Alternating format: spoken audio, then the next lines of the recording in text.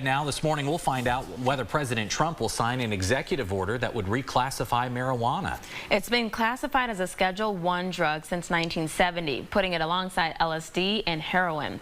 GMAT's Emma Kay is here to explain how this could ultimately loosen existing federal restrictions. Emma? First, some background on why this is significant. Drugs are separated into 5 distinct categories or schedules. The severity is based on certain factors. Those include the drug's acceptable medical use and its potential for abuse and dependency. The abuse rate is a determinant factor in the scheduling of the drug. And as the schedule changes, so does the abuse potential, with Schedule V drugs representing the least potential for abuse. As we mentioned, marijuana is currently classified as Schedule I. This means it has a high potential for abuse, the potential to create severe psychological and even physical dependence, and no officially recognized medical use. While a potential reclassification doesn't legalize marijuana, it would allow for more research on possible medical uses.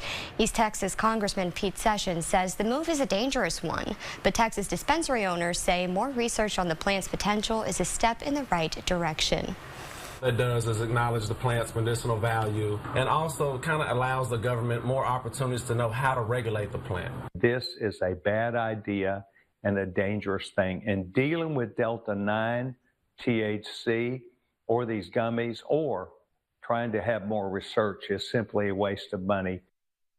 A senior White House official says the executive order would reclassify marijuana from Schedule I to Schedule III. That means it would be considered less addictive. Earlier in the week, the president said he was strongly considering the idea because many people want to see it. Lane, Deanna, back to you. All right, Emma, thank you.